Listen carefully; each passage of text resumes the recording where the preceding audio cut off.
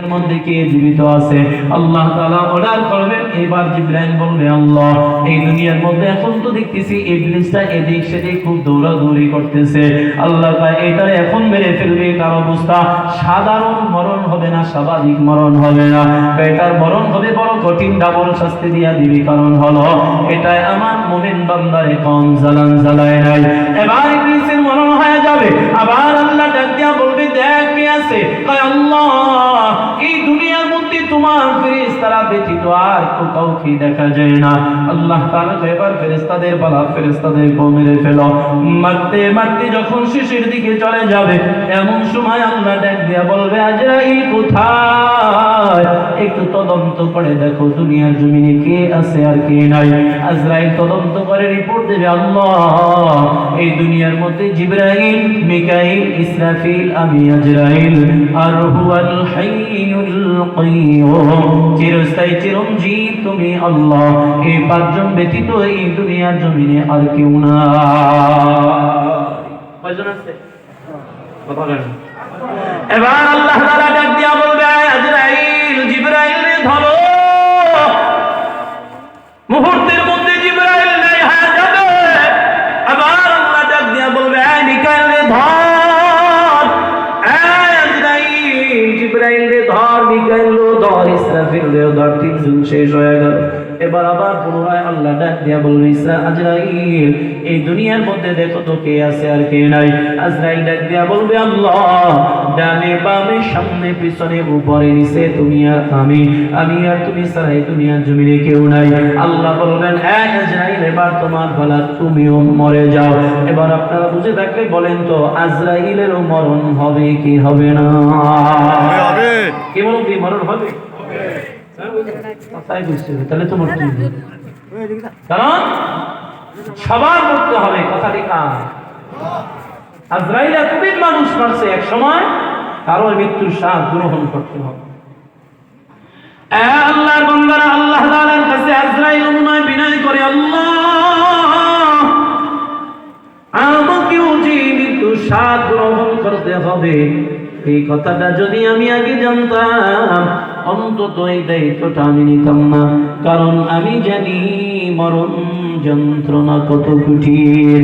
আল্লাহ তাআলা বলবেন, আজরাইল, কোনো অনুনয় বিনয় চলবে না, কারণ আমি আল্লাহ আগে জানিয়ে দিয়েছি, কুল্লু নাফসিন যায়িকাতুল মাউত। একটা আওয়াজ দিয়া বলবেন, নি ঘোষণাটা কার? এবার আল্লাহ তাআলা ডাক দিয়া, আজরাইল, মরে যাও, এই দুনিয়াতে আর বাঁচার সময় নাই।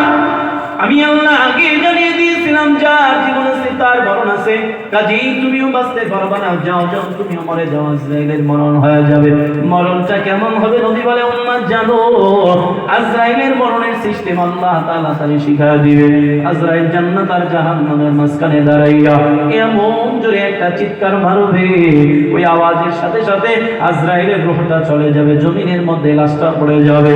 নবী কয়, আজরাইলের মরণের সময় চিৎকারের আওয়াজটা যদি দুনিয়ার মানুষ শুনতো, তাহলে ইসরাফিলের দ্বিতীয় ফুৎকারের আওয়াজের কোনো দরকার হইত না। ওই আওয়াজ শুনে মানুষের কানের পর্দা ফেইটা, কলিজা ফেইটা শেষ হয়ে যেত। আল্লাহর বান্দারা, এই দুনিয়ার মধ্যে মানুষ নাই, জিন নাই, ফেরেশতারা নাই, কেউ নাই। জোরে বলেন তো, আছে কে? জোরে আওয়াজ করে বলেন না। কুল্লু মান আলাইহা ফানি ওয়া ইয়াবকা ওয়াজহু রাব্বিকা যুল জালালি ওয়াল ইকরাম। আল্লাহ ডাক দিয়ে কয়, গোলাম, এই দুনিয়াটা এমন হয়ে যাবে, এই দুনিয়ার মধ্যে কেউ থাকবে না, কিছুই থাকবে না, সব নস্যাৎ হয়ে যাবে, ধ্বংস হয়ে যাবে, শুধুমাত্র তোমাদের রব আল্লাহ ব্যতীত। বুঝে থাকলে জবাব দিবেন সবাই মিলে উচ্চ আওয়াজে, ওই আল্লাহ এখনো আছে না নেই? বলো না, ভবিষ্যতেও থাকবে কি থাকবে না?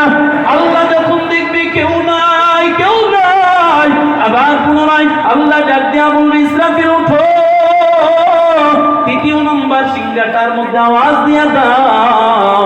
আজরাইল আল্লাহর হুকুমে আবার ঘুম থেকে সজাগ হইবে, মুখের কাছে সিংহাটা নিয়ে আওয়াজ দিবে। ওই দ্বিতীয় ফুৎকারের কথাটাই আল্লাহ তাআলা সূরা জিলজালের 2 নম্বর আয়াতে বলেন, ওয়া আখরাজাতিল আরদু আসকালাহা।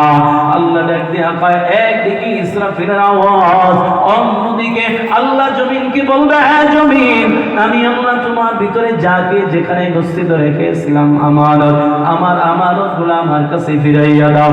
আল্লাহ অর্ডার করবেন, জমিন মানুষগুলারে ঠেলে ঠেলে উঠা দেবে। ঠিক ওই মুহূর্তে মানুষগুলা বলবে, ওয়াকালাল ইনসানু মা লাহা। এতদিন আরাম করলাম, বিশ্রাম করলাম, কেউ তো আমাদেরকে লড়াচড়াও দিল না, ধাক্কাও দিল না, উঠায়া দিল না। জমিন এমন কেন করো? জমিন বলবে, কোনো কথা নাই, আমি আল্লাহ তাআলার গোলাম, তার গোলামি করি। আল্লাহ আমাকে হুকুম দিয়েছেন, আমি তোমাদেরকে উঠা দিলাম। যাও যাও, তোমরা সবাই হাসরের ময়দানের দিকে চলে যাও। আরে আল্লাহর বান্দারা, এই খাগড়াছড়ির মুসলমানেরা, আজ শীত থাকার কারণে একের উপর কত আরেক কাপড় পরিধান করে আসলাম, কত সুন্দর সাজুগুজু করে আসলাম। তবে হাসরের ময়দানে নবী বলে, উম্মাহ তোমরা কেমনে উঠবে জানো? ইয়াউমা ইউহশারুন নাসু ইয়াউমাল কিয়ামাতি হুফাতান উরাতান মুশাতান গুরুলা। আল্লাহ নবী বলেন, মানুষগুলা উঠবে উলঙ্গ খাতনাবিহীন অবস্থায়, কারো পায়ের মধ্যে কোনো জুতাও থাকবে না। এই অবস্থায় হাসরের ময়দানে একদিন আর 2 দিন নয়, কমপক্ষে 50,000 বছর দাঁড়ায় থাকুন লাগবে রে বাবা। কেমনে থাকবা জানো?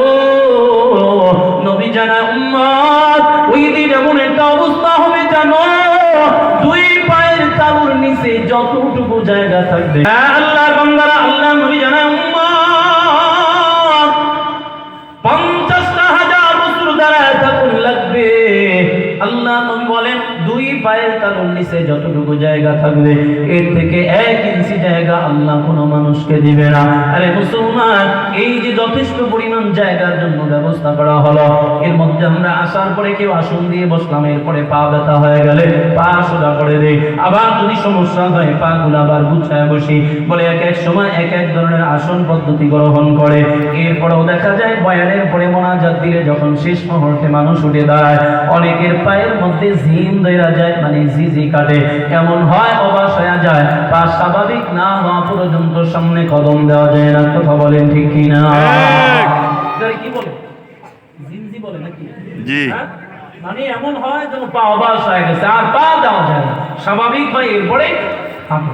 এটা কতটুকু ব্যবধান? মাত্র 2 ঘন্টা 1.5 ঘন্টার ব্যবধানে যদি এমন হয়, হাসরের ময়দানে 50,000 বছর, কয় বছর? দিনগুলা কেমন হবে বলে, দুনিয়ার 1000 দিন, পরকালের 1 দিন, এরকম 50,000 বছর দাঁড়ায় থাকতে হবে। সম্ভব? বলেন না সম্ভব কিনা? সম্ভব। পারবেন কেউ? হুজুর আমি পারবো না।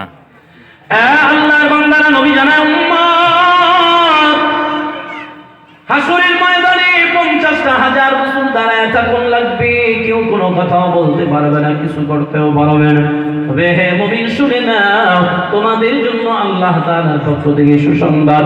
যারা মুমিন হবে, আল্লাহর সাথে যাদের সম্পর্ক ভালো হবে, নবীর সাথে যাদের সম্পর্ক ভালো হবে, তাদের জন্য কোনো কষ্ট হবে না, তাদের জন্য আল্লাহ আসানের ফয়সালা করবে। চিল্লা সুবহানাল্লাহ। এবার অন্যদিকে আল্লাহ বেঈমান নাফরমানদের জন্য শাস্তি বাড়ায় দিবে। আল্লাহ ডাক দিয়া বলবে, সূর্য আর দূরে থাকার সময় নাই। বর্তমানে সূর্যটাই জমিন থেকে কোটি কোটি মাইল দূরত্ব। বলে সূর্যের 12টা মুখের একটা মুখ শুধু জমিনের দিকে ঘোরায় দিছে, বাকি 11 মুখ এভাবে উপরের দিকে ঘোরা। ওই একটা মুখের উপরে আবার 70,000 রহমতের ফেরেশতা পানি আর বরফ ঢালে ঠান্ডা রাখার জন্য, যাতে করে বনি আদমের কষ্ট যেন না হয়, রৌদ্রের তাপে যেন কষ্ট বেশি না হয়। এরপরেও দেখা যায় চৈত্র মাসে রৌদ্রের তাপের কারণে কুকুরের জিহ্বাটা পর্যন্ত বের হয়ে যায়। এবার আল্লাহ ডাক দিয়া বলবে, হ্যাঁ সূর্য 12টা মুখ জমিনের দিকে ঘুরাইয়া দে। এবার আর কোটি কোটি মাইল দূরে নয়, বেঈমান নাফরমানদের মাথার 1 বিঘা উপরে এসে তাপ দিতে শুরু কর। এত তাপ, এত তাপ, এত তাপ, তাপের কারণে মাথার মগজগুলা টকবক টকবক করে ভাতের মারের মতো ফুটতে থাকবে, জমিনটা পুরি তামা হয়ে যাবে, তারা আর দাঁড়ায় থাকতে পারবে না। সমস্ত মানুষগুলা দূর বেরিয়ে চলে যাবে। বাবা আদম কোথায়? বাবা তুমি তো আমাদের আদি পিতা, তুমি তো দুনিয়ার প্রথম মহামানব। ও বাবা, হাসরের ময়দানে আর দাঁড়াইয়া থাকা সম্ভব নয় রে বাবা। ও বাবা, তাড়াতাড়ি করে বিচার কার্য করার জন্য আল্লাহর কাছে সুপারিশ করো। আল্লাহ যেন বিচার কার্যটা করে দেয়। যদি জান্নাত পাই জান্নাতে যাব, জাহান্নাম পেলে জাহান্নামে যাব। তবু হাসরের ময়দানে আর একটা মুহূর্ত দাঁড়ায় থাকতে পারবো না। আদম নবী বলবে, এই সন্তানের দলেরা, আজ আমি তোমাদের জন্য কিছুই করতে পারবো না, যাও তোমরা অন্য কোথাও চলে যাও। সমস্ত মানুষগুলা নূহ নবীর কাছে যাবে, একই আওয়াজ। চলে যাবে ইব্রাহিম নবীর কাছে, একই আওয়াজ। চলে যাবে মূসা নবীর কাছে, একই আওয়াজ। চলে যাবে ঈসা নবীর কাছে, একই আওয়াজ। এভাবে ঘুরে ঘুরে ঘুরে ঘুরে একটা মুহূর্তে সমস্ত মানুষগুলো দৌড় মেরে চলে যাবে আপনার আমার কলিজার টুকরা নবী জনাবে মুহাম্মদুর রাসূলুল্লাহ সাল্লাল্লাহু আলাইহি ওয়াসাল্লামের কাছে। এ আল্লাহর বান্দারা, এই বর্ণনা নবী আম্মা জান আয়েশার সামনে দাও। আয়েশা, হাসরের ময়দানটা এত ভয়াবহ হবে, হাসরের ময়দানে মানবীরা পর্যন্ত নাফসি নাফসি বলে চিল্লাবে। নবীর স্ত্রী আয়েশা ডাক দিয়া কও, পয়গম্বর, সমস্ত নবীরা যদি নাফসি নাফসি বলে চিল্লায়, ও নবী আপনি রাহমাতুল লিল আলামিন কি করবেন জানতে চাই। নবী আমার চোখের পানি সাইরা দিয়া কয়, আয়েশা রে, আদম নবী বলবে আল্লাহ আমারে বাঁচাও, মূসা নবী বলবে আল্লাহ আমারে বাঁচাও, ইব্রাহিম নবী বলবে আল্লাহ আমারে বাঁচাও, মূসা নবী বলবে আল্লাহ আমারে বাঁচাও, একমাত্র আমি মুহাম্মদুর রাসূলুল্লাহ সাল্লাল্লাহু আলাইহি ওয়াসাল্লাম মাকামে মাহমুদের নিচে সিজদায় পড়ে ডাক দিয়া বলবো, আল্লাহ তুমি আমার উম্মত বাঁচাও, আমার উম্মত বাঁচাও। অন্য নবী বলবে আল্লাহ আমারে বাঁচাও, আমি বলবো আল্লাহ আমার উম্মত বাঁচাও, আমার উম্মত ছাড়া আমার কোনো গতি নাই, আমি উম্মত ছাড়া কিছু চাই না গো আল্লাহ। ও নবীর উম্মত, হ্যাঁ নবীর আশিকরা একটু দিলের কানটা লাগাইয়া শুনে যাও, নবী কেমন পাগল, নবী তোমার আমার জন্য কি পরিমাণ কান্নাই দুনিয়াতে করেছে। আজ নবী রওজায় শুয়া শুয়া উম্মতের জন্য কাদের উম্মত, একটাবার ভাবো কেমন নবী আল্লাহ তোমার আমারে দান করলো। আল্লাহ তাআলা আয়াত নাযিল করে দেন, ওয়ালা সাওফা ইউতিকা রাব্বুকা ফাতারদা। আল্লাহ কয়, পয়গম্বর আপনি যা চাইবেন আমি আল্লাহ আপনাকে তাই দেয়া খুশি করব। এই আয়াত নাযিল হওয়ার পরে আল্লাহ তাআলা, আল্লাহর নবী কেমন বাচ্চা সন্তানের মতো ফুফায়া ফুফায়া কান্না করে। আল্লাহ তাআলা ডাক দিয়া কয়, জিবরাইল আমি তো আমার বন্ধুকে সুসংবাদ জানাইছি, দুঃসংবাদ দেই নাই, কেন বন্ধু সুসংবাদ শুনে কান্না করে? আল্লাহ নবী ডাক দিয়া কয়, তারা আল্লাহ ডাক দিয়া কয়, জিবরাইল বন্ধুর কাছে যাও, জানতে চাই কেন আমার বন্ধু এমন করে কান্না করে। মুহূর্তের মধ্যেই জিবরাইল নবীর কাছে হাজির হয়ে গেল, ডাক দিয়া কয়, পয়গম্বর আল্লাহ তো আপনাকে সুসংবাদ জানাইছে গো নবী, আপনি এমন করে কেন কান্না করেন? কান্নার কারণ আল্লাহ জানতে চায়। নবী আমার কান্না করে আর বলে, জিবরাইল আল্লাহ বলছেন আমারে খুশি করবে, কি দিয়া খুশি করবে? আমি তো দুনিয়ার সম্মান চাই না, সম্পদ চাই না, আমি দুনিয়ার রাজত্ব চাই না, ক্ষমতা চাই না, আমি চাই আমার উম্মতের ক্ষমা।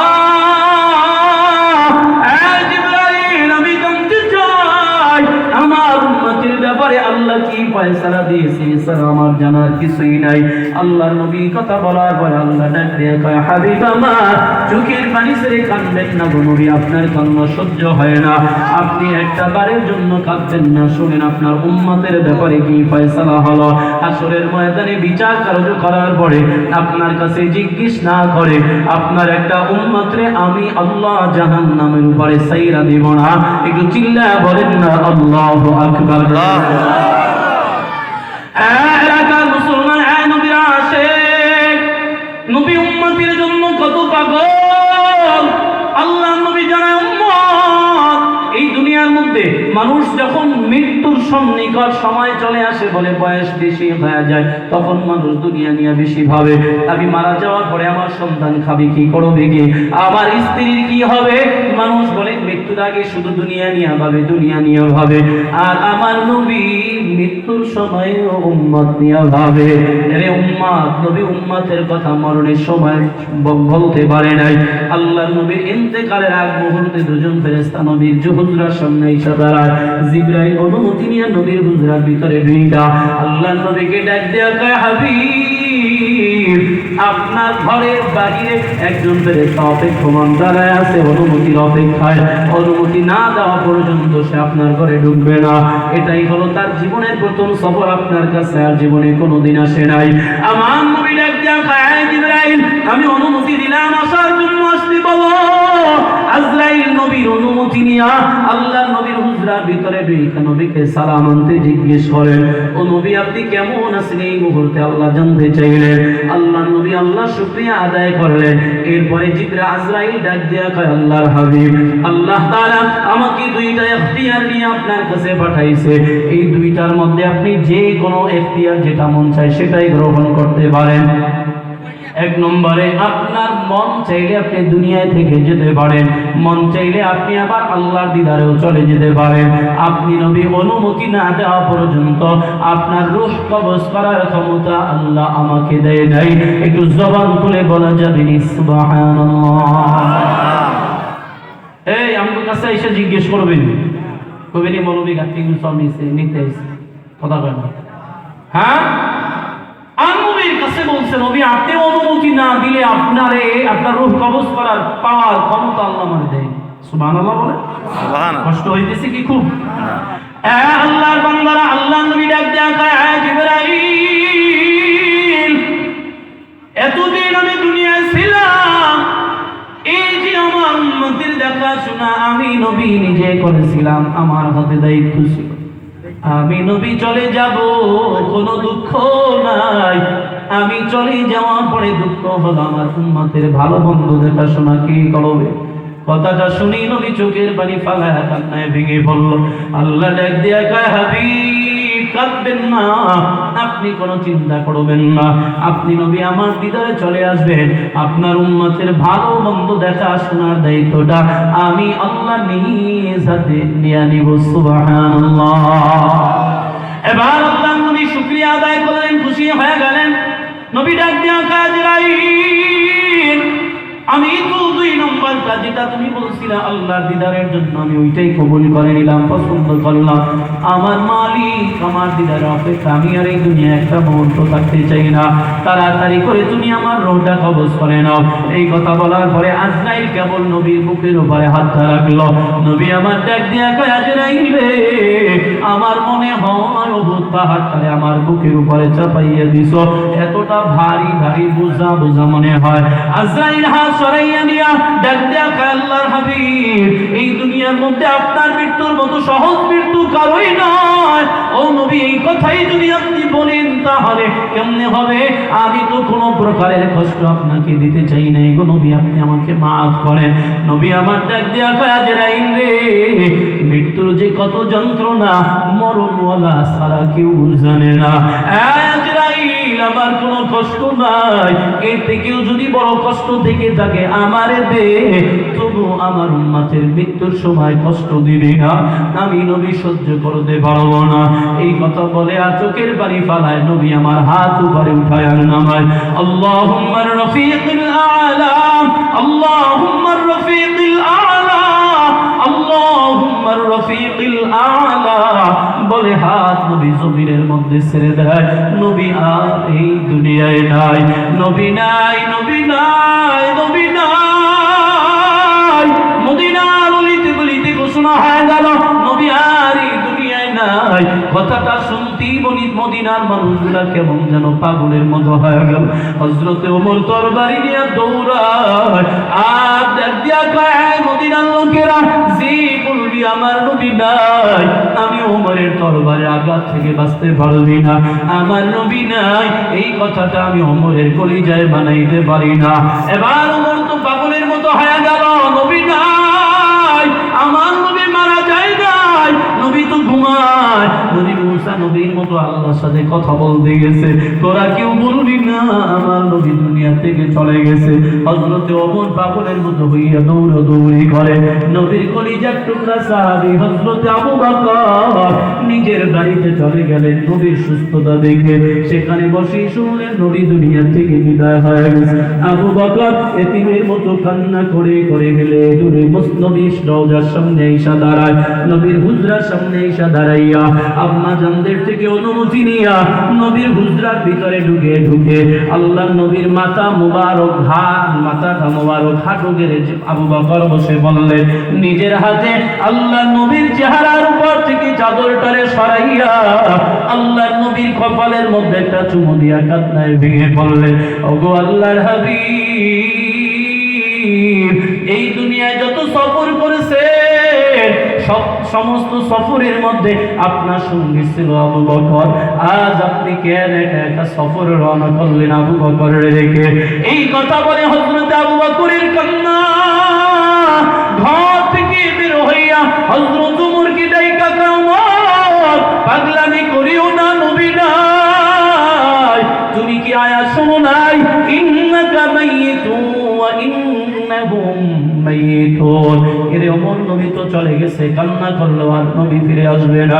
হযরত ওমর কয়, আমার ভাই আবু বকর যখন এই কথাটা বলল, আমার হাত থেকে তরবারি পড়ে গেল, জমিনের মধ্যে বসে বললাম, এতক্ষণে ভাবলাম নবী নাই। নবীর সাহাবী আবু বকর আল্লাহর নবীর মসজিদ নববীর মধ্যে গিয়া দেখে নবীর সাহাবী হযরত বেলাল গাঠুরি গুছায়, বেলাল আর এই মদিনায় থাকবে না। আবু বকর ডাক দিয়া কয়, রে বেলাল, নবীও নাই, তুমিও চলে যাও। ও বেলাল, কি আযান দিবে? কার আযান আমরা শুনবো রে বেলাল? বেলাল ডাক দিয়া কয়, আবু বকর, যেই মদিনায় নবী নাই ওই মদিনায় বেলাল আর থাকবে না, যেই মদিনায় নবীও থাকবে না বেলাল আর আযান দিতে পারবে না। হযরত বেলাল কান্না করে গাঠুরি গুছাইয়া চলে গেলেন দামেস্কের দিকে। দীর্ঘদিন বেলাল দামেস্কে বসবাস করতে লাগলেন। হঠাৎ করে একদিন রাতের বেলা ঘুমের মধ্যে নবী ডাক দিয়া কয়, রে বেলাল, এই কেমন জুলুম আমার সাথে করা হচ্ছে রে বেলাল? কতটা দিন হইয়া গেল, একটা বারের জন্য তোর আযানের শব্দ পাই না।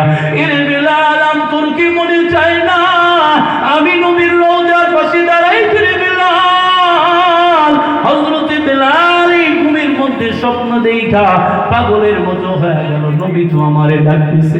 হযরত বেলাল ঘুম থেকে সজাগ হইয়া আবার নিজের গাঁটুনিরে গুছাইয়া মদিনার দিকে দৌড়ায়। হযরত বেলাল মদিনার দিকে রওনা করলেন।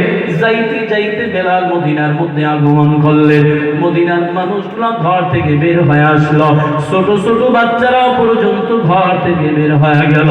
ডাক দিয়া কয়, গো মা, তাকাইয়া দেখো নবীর বেলাল, ওই বেলালে একটা বারের জন্য আযান দিতে বলো।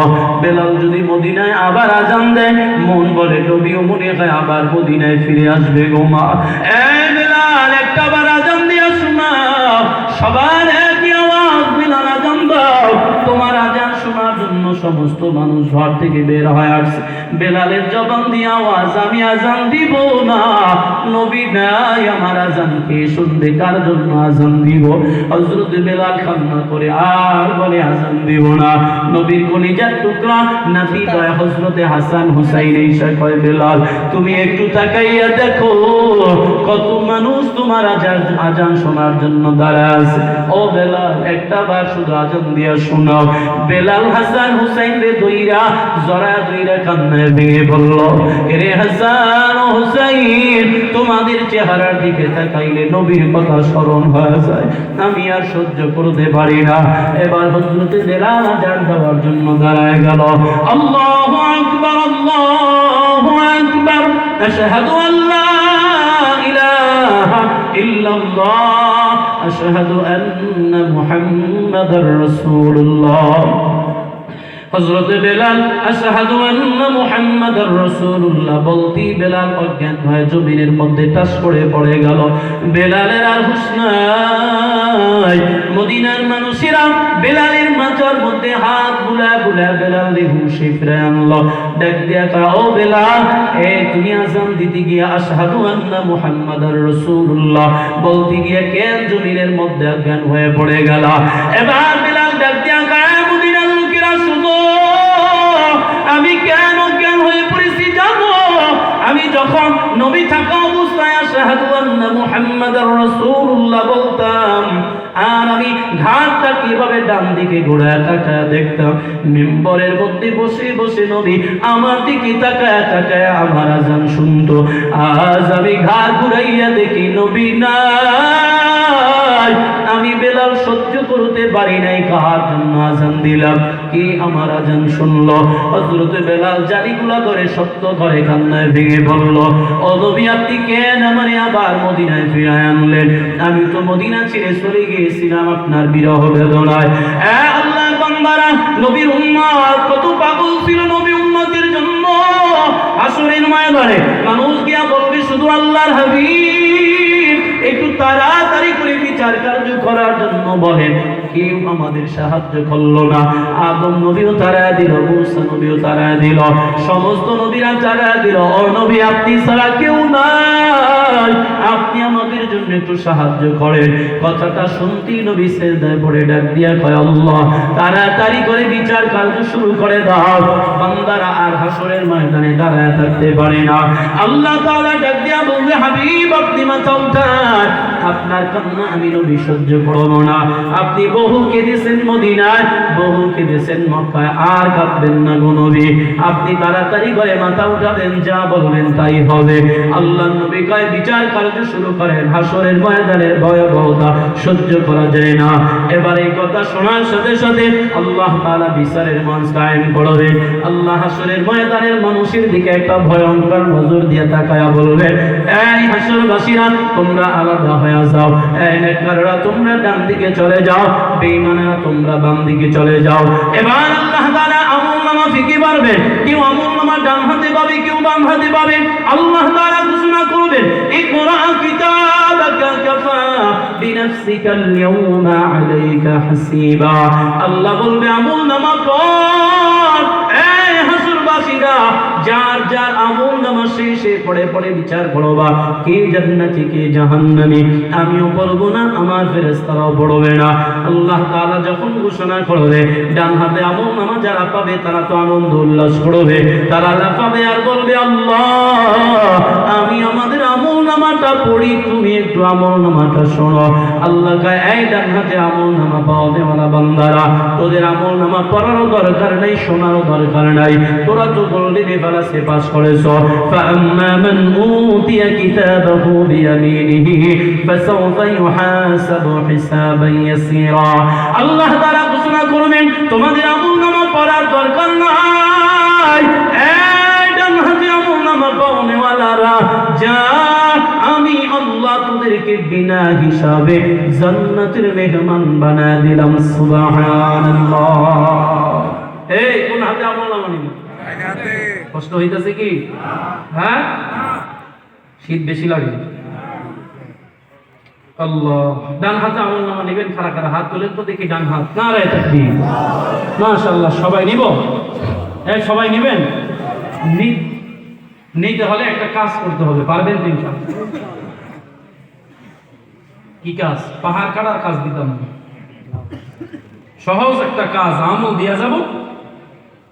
যদি কেউ এই আমলটি করতে পারেন, নবী বলেন, তারে আল্লাহ আমলনামা ডান হাতে সহ 5টা পুরস্কার দিয়ে সম্মানিত করবেন। সুবহানাল্লাহ। আল্লাহ নবী বলেন, ক্বালা রাসূলুল্লাহ সাল্লাল্লাহু আলাইহি ওয়া আলিহি ওয়া সাল্লাম, من حافظ على الصلاة أكرمه الله تعالى ب5 خصال يرفع عنه ضيق العيش وعذاب القبر ويعطيه الله كتابه بيمينه ويمر على الصراط كالبرق ويدخل الجنة بغير حساب. একটু জবান খুলে বলেন সুবহানাল্লাহ। আল্লাহ নবী ডাক দিয়া কয়, উম্মত শোনো, কোন আল্লাহর বান্দা যদি 5 ওয়াক্ত নামাজ ইহতিমামের সাথে গুরুত্ব সহকারে আদায় করে, আল্লাহ তাআলা তারে 5টা পুরস্কার দিয়া সম্মানিত করবে। 1 নম্বরে পুরস্কার, নামাজি ওয়ালার জন্য আল্লাহ তাআলা জীবনের সংকীর্ণতা দূর করে দিবে, রিজিকের ফয়সালা করবে। 2 নম্বরে নবী বলেন, মৃত্যুর সাথে সাথে তার কবর আযাব দূর হয়ে যাবে। 3 নম্বর, ডান হাতে আমলনামা দিবে। কি করবেন? কি করতে হবে? কি করতে হবে? বলেন, ফজর আযান শুনে ঘুমাইতে পড়বেন তো 5 ওয়াক্ত। কারা কারা তো হাত তুলে ওয়াদা আল্লাহর সাথে নারে তাকবীর, হাত সোজা করেন, একেবারে টান টান করেন। এখন শুনেন আমি কি বলি, এরপরে হাত নামাই। যারা ওয়াদা করতেছেন, ওয়াদা হচ্ছে কার সাথে? ওয়াদা করে, ওয়াদা খেলাফ করা মুনাফিকি। আল্লাহর সাথে ওয়াদা খুব শক্ত ওয়াদা। এখন আপনি বুঝবেন, যদি মনে করেন যে হুজুর আমি নামাজ পড়তে পারতাম না, তাহলে আপনি ওয়াদা করেন না, হাত নামায় ফেলেন। আর যদি মনে করেন যে না ওয়াদা করছি তো করছি ইনশাআল্লাহ নামাজ পড়বো, তারা হাত টান টান করেন, এবার বলেন আল্লাহ, চিল্লায় বলেন ইয়া আল্লাহ, আর কোনদিন এক ওয়াক্ত নামাজ ছাড়বো না ইনশাআল্লাহ। আল্লাহ কবুল করুক, আমিন। হাত নামান সবাই। এবার শুধুমাত্র যুবক ভাইরা হাত উঠাও আমার সাথে, দেখি তো যুবকরা নামাজ পড়বাতে ইনশাআল্লাহ। মাশাআল্লাহ, তো সব যুবক বুড়া করে, কি ব্যাপার? এই তো কোনো বুড়াই নাই, দেখতেছি সব যুবক। মাশাআল্লাহ, নারায়ে তাকবীর, আলহামদুলিল্লাহ। আল্লাহ কবুল করুক, আমিন। দেখা যাবে আগামী কালকে, আমি তো থাকবো না, থাকলে না পরীক্ষা করতাম সকালে ফজরে কয়জন হইতো ইনশাআল্লাহ নামাজই বাড়বে, কি বলেন ঠিক কি না? তাহলে নামাজ পড়লেই ডান হাতে আমল নামা। এক নম্বর নবী বলেন দুনিয়ার জীবনের সংকীর্ণতা দূর হয়ে যাবে, এবার রিজিকের ফয়সালা হয়ে যাবে। দুই নম্বরে আল্লাহর নবী বলেন মৃত্যুর সাথে সাথে কবর আযাব দূর হয়ে যাবে। তিন নম্বরে নবী বলেন ডান হাতে আমল নামা দিবেন। চার নম্বরে পুরস্কার বিদ্যুতের গতিতে পুলসিরাত আল্লাহ পার করায় দিবে। পাঁচ নম্বর নবী বলেন ওয়ায়াদখুলুল জান্নাতা বিগাইরি হিসাব। নবী বলেন এই নামাজি ওয়ালা পাঁচ ওয়াক্ত নামাজ আদায় করবা, বিনা হিসাবে মালিকের জান্নাত পেয়ে যাইবা। সুবহানাল্লাহ, সুবহানাল্লাহ। আল্লাহর বান্দারা, এবার আল্লাহ তাআলা বলবেন এই বেঈমানের দল, আমলনামা পড়। বেঈমান আমলনামা পড়তে পারবে না, কারণ ওই যে ডান হাতে আমলনামা দিল, সম্মানের সামন দিক থেকে ইজ্জত সহকারে আল্লাহ তাআলা আমলনামা দিল। যারা বাম হাতে আমলনামা পাবে, এক বর্ণনায় তাদের এই হাতটা এভাবে পিঠের সাথে লাগানো থাকবে, অন্য বর্ণনায় কলিজা বরাবর বুকটারে ছিদ্র করিয়া হাতটারে ঢুকাইয়া পিছনের দিকে টান মেরে নিয়ে যাবে। এরপরে আল্লাহর ফেরেশতারা বলবে আল্লাহ তুমি আমলনামা পড়ার জন্য বলছো, পড়বে কেমনে? কয় কেন? কয় তাদের জবান তাদের চোখ সব হলো সামন দিকে, আমলনামা পিছনের দিকে। এবার আল্লাহ রাগান্বিত ভাব নিয়ে কথাটা বললেন বেঈমানের ঘাটটারে মোচড় দিয়া পিছনের দিকে ঘুরাইয়া দাও। আল্লাহর বান্দারা, এবার বেঈমান পিছনে তাকাইয়া দেখবে আমলনামা, আমলনামা হাতের মধ্যে নিয়ে দেখবে সুদের গুনাহ, ঘুষের গুনাহ, জেনার গুনাহ, মিথ্যার গুনাহ, বেয়াদবির গুনাহ, সব গুনাহ লেখা। কারণ আল্লাহ বলেন লা ইউগাদিরু সাগীরাতান ওয়ালা কাবীরাতান ইল্লা আহসাহা। আল্লাহ কয় রে গোলাম, ছোট গুনাহ বড় গুনাহ, ছোট নেক বড় নেক সবই আমলনামার মধ্যে লেখা থাকবে। বেঈমান আমলনামা পাইয়া তো বড় আশ্চর্য হয়ে যাবে। দেখ দিয়া কয় আল্লাহ আমলনামা পড়ে দেখলাম আমলনামা আমার না। কার না? এই কথা কয় না, আমলনামা কার না? বেঈমান এই কথা বলবে, কারণ বেঈমান তো বেঈমানই, ও তো মিথ্যা বলতে দ্বিধা করবে। এবার আল্লাহ তাআলা ডাক দিয়া বলবে হ্যাঁ বেঈমান খবরদার, এটা হাসরের ময়দান, এই মিথ্যা বলে পার পাওয়ার কোনো সুযোগ নাই। আমি আল্লাহ ধাপে ধাপে প্রমাণ করায় দিব এই আমলনামা তোমার আমার, ফেরেশতারও ভুল নাই, আমারও ভুল নাই। আল্লাহ তাআলা ডাক দিয়া বলবেন কিরামান কাতিবিনা ইয়ালামুনা মা তাফআলুন। কিরামান কাতিবিন আসেনি? এবার আল্লাহ ডাক দিয়া বলবেন এই কিরামান কাতিবিন ফেরেশতারা কোথায়? তোমাদের থাকে, তোমাদের কাছে থাকা ফটোকপি গুলো জমা দাও। এবার ফটোকপি গুলো নিয়ে এবার ফেরেশতারা এদের হাতের মধ্যে ধরায় দিবে। আল্লাহ ডাক দিয়া বলবে বেঈমান তোরা আগের কপি আর ফটোকপি এবার মিলায় দেখ। এবার আপনারা বলবেন হুজুর ফেরেশতারা আবার ফটোকপি পাইবে কোথায়? এবার বোঝানোর জন্য ছোট্ট একটু কথা বলি। আল্লাহর নবী সপ্তাহে দুদিন রোজা রাখতেন, সোমবার আর বৃহস্পতিবার। কেউ নবীকে প্রশ্ন করলে বলেন ও নবী আপনি সোমবারে রোজা রাখেন কারণ কি? আমি সোমবারে রোজা রাখি এই জন্য আমি নবী দুনিয়াতে জন্মগ্রহণ করেছি সোমবার, এজন্য আমি শুকর আদায়াতে আল্লাহর কাছে দিন রোজা রাখি। আল্লাহ নবী জন্মদিন পালন করেছে রোজা রাখার মাধ্যমে, আর আমরা আমাদের সন্তানের জন্মদিন পালন করি কেক কাইটা হ্যাপি বার্থডে টু ইউ বিভিন্ন ধরনের সংস্কৃতির মাধ্যমে। কথা বলেন ঠিক কিনা? আছে আমাদের সমাজে? বলেন আপনাদের মসজিদের যে ইমাম সাহেব উনি ওনার সন্তানের জন্মদিন কোনোদিন পালন করছেনি? জিজ্ঞেস করেন তো, এলাকার কোনো আলেম করছেনি দেখেন তো। তারা যদি না করে আপনি পাইলেন কয়? তখন আমরা তো এগুলি আবিষ্কার করি। দেখেন না এখন দিনে দিনে কত দিন বাইরেছে, হ্যাঁ এই দিনে দিনে নতুন নতুন কিছু আবিষ্কার দুনিয়াতে বের হয়, যেগুলি আমাদের ধ্বংস করার মূল কারণ। কথা ঠিক কিনা বলেন? আল্লাহর নবীর উম্মত, নবী নবী আদায় করেছে, সোমবারে নবী দুনিয়াতে আগমন করেছে জন্য। ও বাবা, দুনিয়া নবী জন্মগ্রহণ জন্মদিন পালন করে কেক কাটার মাধ্যমে বিভিন্ন ধরনের আয়োজনের মাধ্যমে বলে এটা ইসলামে নাই, শরীয়তে নাই। কারণ হলো নবী যেটা করে নাই সেটা আমরা করব না, যেটা ইসলামে নাই সেটা আমরা করব না, এটা আমাদের জন্য বৈধ হবে না। এজন্য বাবা জন্মদিন পালন করা বন্ধ করে দাও। যদি জন্মদিন পালন করতে মনে চায়, নবী সোমবারে প্রত্যেক সপ্তাহে রাখছে, আপনি বছরে অন্তত একদিন রোজা রেখা আল্লাহ শুকরিয়া আদায় করেন, এতে বরকত হবে, ঠিক কিনা? এবার নবীকে জিজ্ঞেস করা হয়, আল্লাহর হাবিব আপনি বৃহস্পতিবারে রোজা রাখেন কারণ কি? আল্লাহ নবী জানায়, উম্মত শোনো, আমি জানি প্রত্যেক বৃহস্পতিবারে বান্দার আমল নামার একটা ফটোকপি, একটা কপি আল্লাহর কাছে জমা দেওয়া হয়। আমি নবীর ভয় হয়, নবীর চিন্তা হয়, না জানি গুনাহের হালতে আমার আমল নামাটা চলে যায়। আমি চাই আমার আমল নামার মধ্যে যেন কোনো গুনাহের সিটা ফোটা না লাগে। এছাড়া নবীকে তো আল্লাহ আগে মাসুম বেগুনা বানায় দিছে, শুধু একজনকে না, দুনিয়াতে যত নবী রাসূল আসছে নবীদের আগের গুনাহ পরের গুনাহ সব মাফ হয়ে গেছে। এরপরেও নবীর যদি আমল নামা নিয়ে তো চিন্তা হয়, ও নবীর উম্মত আমরা তো প্রত্যেকটা মুহূর্তে মুহূর্তে গুনাহ করি, প্রত্যেকটা কদমে কদমে গুনাহ করি। এখানে এমন কোন আল্লাহর বান্দা আছেন যে হাত উঠায় বলবেন যে হুজুর আমি বৃহস্পতিবারে রোজা রাখি, অথবা বৃহস্পতিবারে আমল নামা আল্লাহর কাছে জমা হয়, এই ভয়ে অন্তত বৃহস্পতিবারে গুনাহ করি না, এমন একজন মানুষ এই ময়দানে পাওয়া যাবে না। অথচ নবীর জীবনে কোনো গুনাহ নাই, তারপরও নবী কয় আমার আমল নামাটা যেন আল্লাহর কাছে পবিত্র হালতে পবিত্র অবস্থায় যায়, এজন্য আমি বৃহস্পতিবারে একটা দিন রোজা রাখি। সুবহানাল্লাহ। আল্লাহর বান্দারা, এবার আল্লাহ তাআলা ডাক দিয়া বলবেন, এই কিরামান কাতিবিনা আমল নামার কপি দাও। এবার বেঈমানের হাতের মধ্যে আগের কপি দ্বিতীয় কপি মিলায় দেখবে সব ঠিক আছে।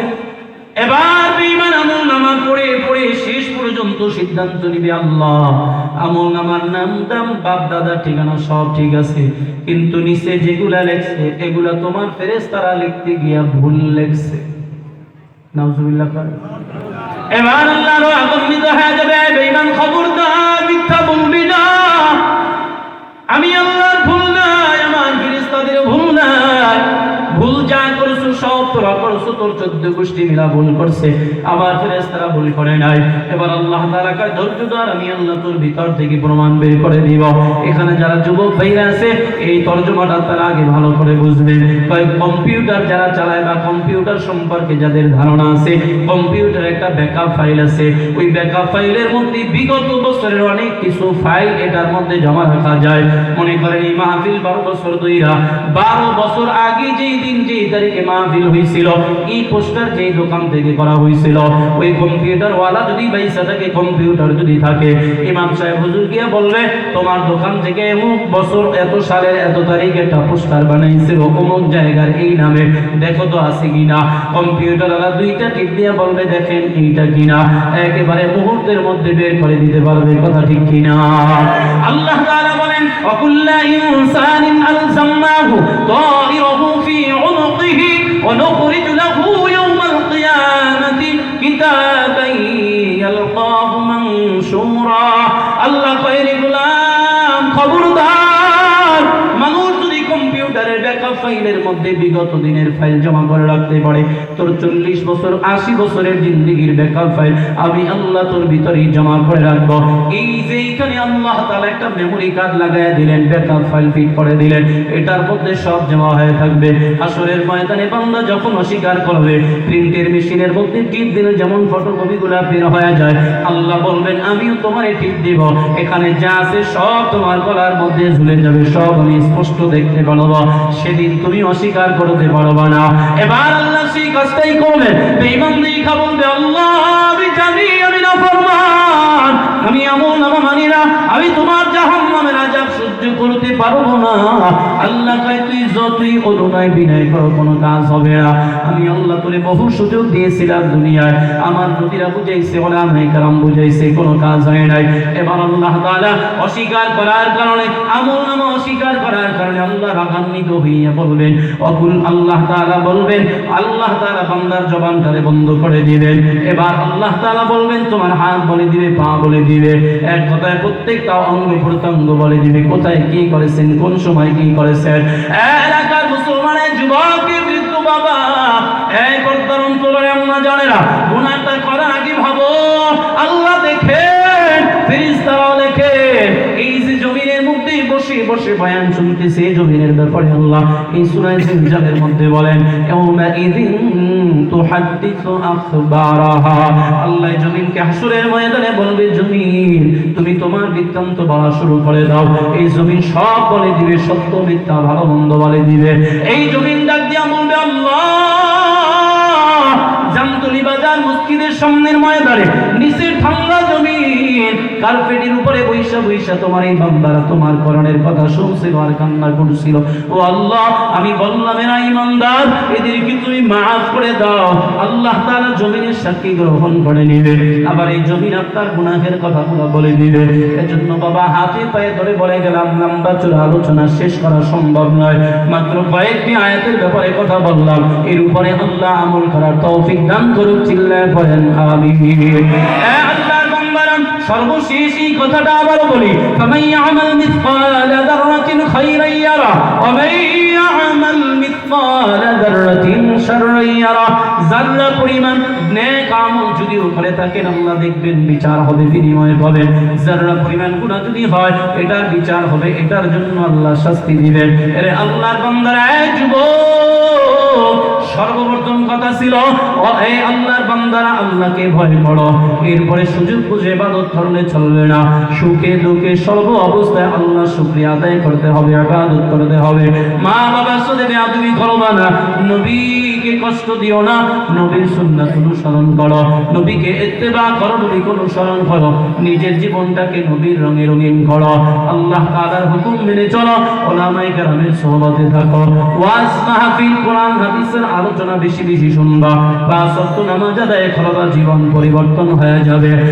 এলাকার মুসলমান, যুবক ভাইরা, বৃদ্ধ বাবা, এই যে ময়দানটায় বসে বসে বয়ান শুনলাম, কথা শুনলাম, এই জমিনটা আল্লাহর কাছে আমাদের জন্য নাজাতের সাক্ষী দিবে। আবার যদি কেউ অন্যায় করে, অপরাধ করে, একটা সময় এমন সময় আমরা দ্বীনি আলোচনার মধ্যে আসি, দ্বীনি মজলিসে আসি, এই মুহূর্তে দেখা যায় আবার কোনো মানুষ এই জমিনের মধ্যে গুনাহ করে, জেনা করে, সুদ খায়, ঘুষ খায়, এমনও মানুষ আছে। জমিন তার সব কিছু বলে দিবে, কাজেই জমিনটারে এমন রাজ সাক্ষী বানায় নাও যেন তিনি আমাদের ব্যাপারে আল্লাহর কাছে নাজাতের জন্য সুপারিশ হয়, ঠিক কিনা? কাজেই বাবা এই জমিনের মধ্যে যা বলবো তাই আল্লাহ তাআলার কাছে চলে যাবে। মুসলমান, এই জমিনের মধ্যে সিজদার জায়গাটা আল্লাহর কাছে বলবে, আল্লাহ তোমার বান্দা আমি জমিনের উপরে সিজদা দিয়েছে, তোমার বান্দারে তুমি মাফ করে দাও, তোমার বান্দা এই জমিনে বসেই নেক আমল করেছে। এজন্য বাবা নিজের জীবন, নিজের জান মাল আল্লাহর জন্য সুপর্দ করে দিব, নিজের দুনিয়াবি সময়টাকে আল্লাহর জন্য উৎসর্গ করে দিব। আল্লাহ তাআলার সাথে বান্দার সম্পর্ক যতটা গভীর হবে, পরকালে আল্লাহ বান্দার জন্য নাজাত তত সুন্দর করে দিবে। এজন্য মুসলমান, আল্লাহ বলেন ইন্নাল্লাহা আশতারা মিনাল মুমিনিনা আনফুসাহুম ওয়া আমওয়ালাহুম বিআন্না লাহুমুল জান্নাহ। আল্লাহ তাআলা বলেন মুমিনের থেকে দুইটা জিনিস আমি নিয়ে নিলাম, জান আর মাল। বলেন তুই জান আর মালের মালিক কে?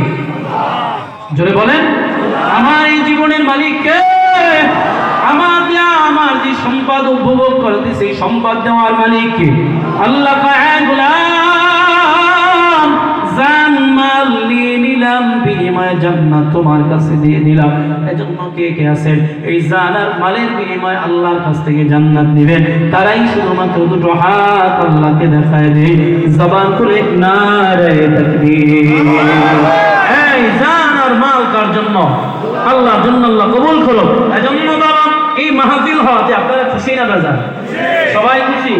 এই মাহফিল করতে গিয়া এলাকার মানুষগুলা যত যথেষ্ট পরিমাণ শ্রম দিয়েছেন, সবাই আমার সাথে দেখা করেছেন, আলহামদুলিল্লাহ। আপনারা খুব ভালো মানুষ, আপনাদের উপস্থিতিতে এবং ধৈর্যে প্রমাণ করে আপনারা ইসলাম প্রেমিক মানুষ। এলাকায় এই দেশের মধ্যে প্রথম সফরে আলহামদুলিল্লাহ আল্লাহর কাছে কৃতজ্ঞতা শুকরিয়া আদায় করি। আল্লাহ আপনাদেরকে উত্তম জাযা দান করুন। সর্বশেষ মুনাজাতের আগ মুহূর্তে নবী বলেন, তিন ব্যক্তির দোয়া আল্লাহ কখনো ফিরায় দেয় না। পিতা মাতার দোয়া, মাজলুমের দোয়া, মুসাফিরের দোয়া। এ ভাই, এ বাবা, এই টাকাওয়ালারা, এই ক্ষমতাওয়ালারা, টাকা পয়সা দুনিয়ায় চিরদিন থাকবে না, আজ আছে কাল নাই, আমি চলে যাব, টাকা পয়সা দুনিয়ায় রয়ে যাবে। এজন্য বাবা, আমি মুসাফির মানুষ, মুসাফিরের দোয়া আল্লাহ কখনো ফিরায় দেয় না। এই মুসাফিরের হাতের মধ্যে কে কে আছেন যে মাদ্রাসা এই মসজিদের মাহফিলের জন্য যে হুজুর, আমি এই মাহফিলের জন্য খুচরা কোনো না, আমার হাতে 2 টাকা 5 টাকা 10 টাকা না, 100 থেকে শুরু করে 1000 টাকা পর্যন্ত কোন আল্লাহর বান্দা আছেন এই মাহফিলের জন্য? আমি মুসাফিরের হাতে কে আছেন যে আমার হাতের মধ্যে 100 200 500 1000 টাকা দিবেন মাদ্রাসা এই মসজিদের মাহফিলের জন্য? আল্লাহর বান্দারা যদি দেওয়ার মতো থাকেন একটু তাড়াতাড়ি করে উঠেন, আমার হাতে দিতে দোয়া করি।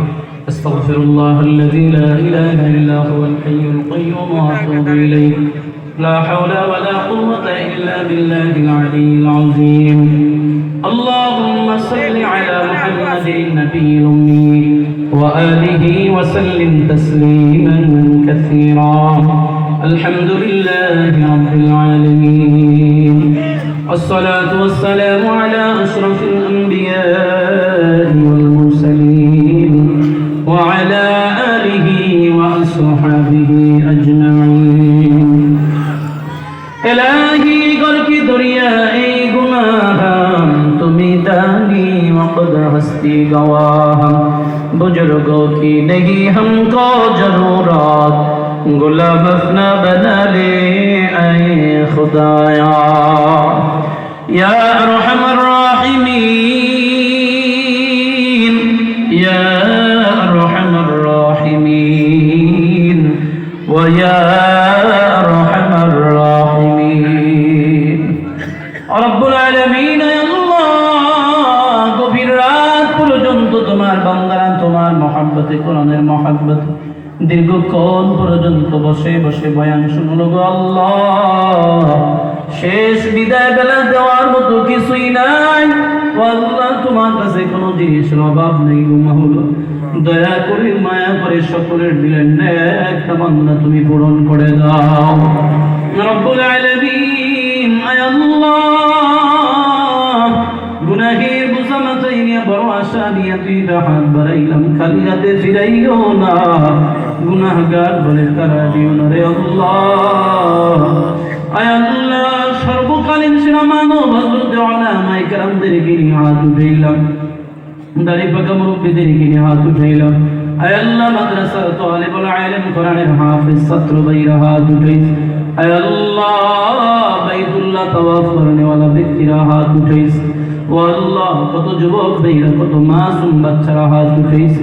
পর্দার অন্তরালে আমার আম্মা জানেরা হাত উঠাইছে। মালিক, এই মজলিসে কার দোয়া কার মুনাজাত তোমার পছন্দ হয় জানা যায়। ও আল্লাহ, মেহেরবানি করে আল্লাহ তোমার ওই বান্দা বান্দিকে উসিলা করে আমাদেরকেও তুমি মাফ করে দাও। আয় আল্লাহ, তুমি যদি ক্ষমা না করে জাহান্নামের আসামি বানাও তোমার কোনো লাভ নাই। আয় আল্লাহ, তুমি যদি তোমার রহমতের উসিলায় মাফ করে দাও কোনো ক্ষতি নেই রে আল্লাহ। আয় আল্লাহ, তাকাইয়া দেখো।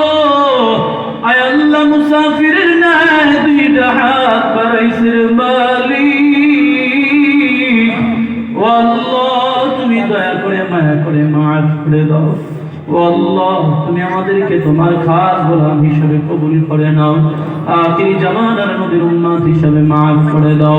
ইয়া আল্লাহ, তুমি আমাদের সবাইকে গুনাহ মুক্ত জিন্দেগি দান করে দাও, সবাইকে 5 ওয়াক্ত নামাজি ওয়ালা বানাইয়া দাও। ইয়া আল্লাহ, দ্বীনের উপর ইস্তিকামত থাকার তৌফিক দান করো আল্লাহ। ও আল্লাহ, যারা হাত তুলে আমিন আমিন বলতেছে, জানি না এই ময়দানে কে যেন মা হারাইতি, আয় আল্লাহ কে যেন বাবা হারাইতি। ও এতিম ভাইরা, একটু মায়ের কথা স্মরণ করেও কি দোয়া করা যায় না রে ভাই? একটু চোখ বন্ধ করলেও কি মা বাবার চেহারাটা চোখের সামনে ভেসে আসে না রে ভাই। একটু মায়ের কথা স্মরণ করে দোয়া করো, এই কবর থেকে মা বাবা দোয়ার জন্য তাকায় আছে। আয় আল্লাহ, তোমার বান্দার মা বাবার কথা শুনে শুনে চোখের পানি ছেড়ে কান্নায় ভেঙে পড়লো গো আল্লাহ। তুমি একটু তাকাইয়া দেখো, কি মায়ের জন্য চোখের পানি ছেড়ে দিয়েছে, বাবার জন্য চোখের পানি ছেড়ে দিয়েছে।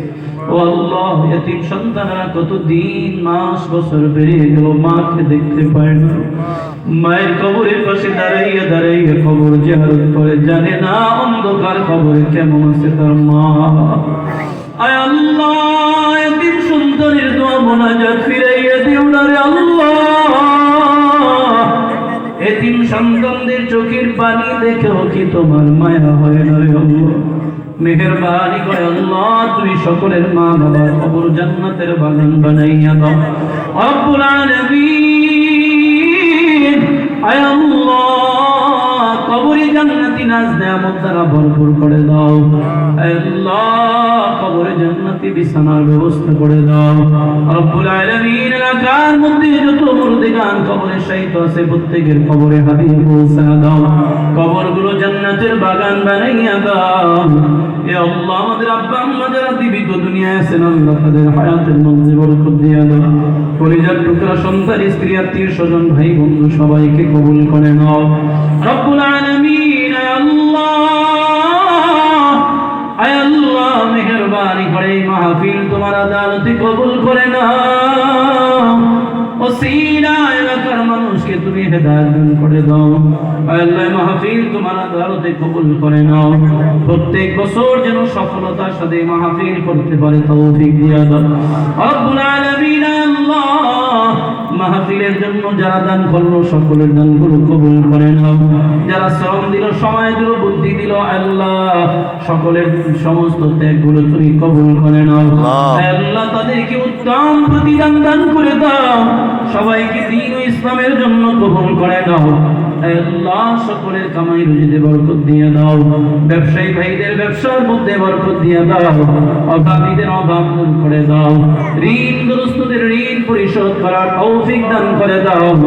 আয় আল্লাহ, সুস্থ যারা আছেন আল্লাহ পরিপূর্ণ শেফা দান করে দাও রব্বুল আলামিন। আয় আল্লাহ, এই মসজিদ জামতলী বাজার জামে মসজিদ তুমি কবুল করে নাও। আয় আল্লাহ, মসজিদের কমিটি বৃন্দদেরকে কবুল করে নাও। আয় আল্লাহ, যারা মরহুম হয়েছেন আল্লাহ সকলকে তুমি মাফ করে দাও রব্বুল আলামিন। আয় আল্লাহ, মসজিদের ইমাম সাহেব হুজুরকে কবুল করে নাও। আল্লাহ, তার ইলমে আমলে জবানে বরকত দিয়ে দাও। দ্বীনের জন্য, ইসলামের জন্য কবুল করে নাও রব্বুল আলামিন। মাহফিল কমিটি ভাইদেরকে আল্লাহ তুমি কবুল করে নাও। সকল সদস্যদেরকে কবুল করে নাও। আল্লাহ, সভাপতি থেকে একেবারে নিম্নমানের সদস্য যিনি আছেন তাকেও কবুল করে। আল্লাহ, মহাব্বতের মানুষ আল্লাহ হাফেজ সোহেল ভাইকে আল্লাহ তুমি কবুল করে নাও। আল্লাহ, ব্যবসায় বরকত দিয়া দাও। দ্বীন ও ইসলামের কাজের জন্য তোমার বান্দার দিলটাকে আল্লাহ প্রশস্ত করে দাও রব্বুল আলামিন। আল্লাহ, পাশে ফরেস্ট অফিস আল্লাহ, এখানে অনেক দায়িত্বশীলরা খেদমত করতেছেন, চাকরিজীবী আছেন আল্লাহ, আমার প্রত্যেক ভাইকে আল্লাহ তুমি হেফাজত করে নাও। তাদের জান ও মালের নিরাপত্তা তুমি নিয়ে নাও।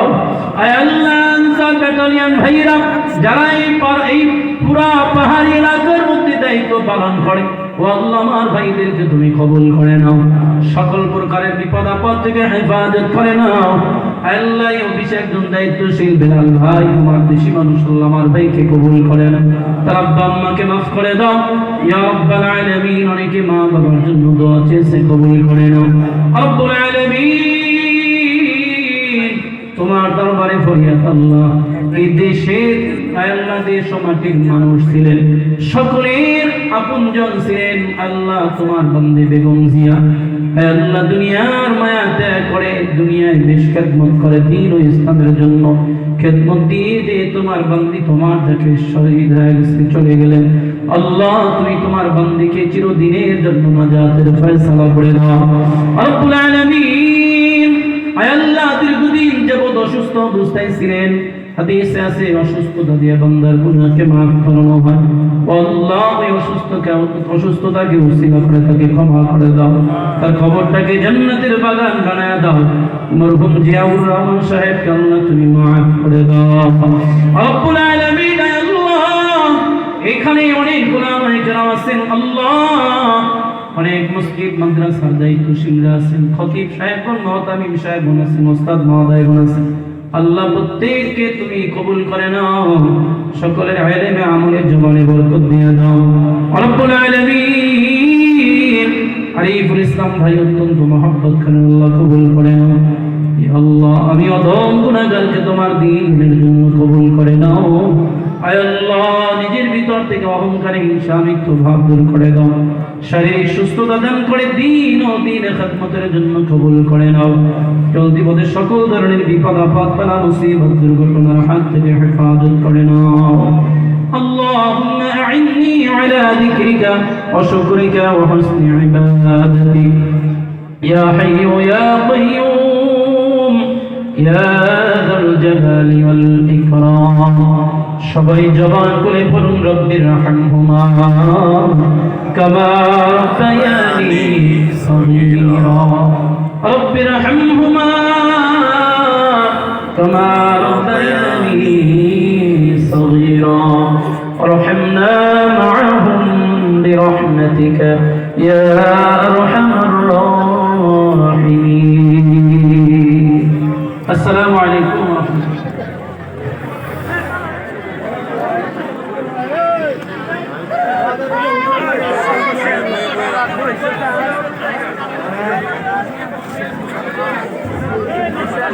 এই সবাই বয়া থাকেন, দাঁড়ায়েন না। ভাই আপনারা কি বলছিলেন? আপনারা কি বলছিলেন? এই খুঁটির পশ্চিম পাশে যারা আছেন আপনারা বসে থাকেন।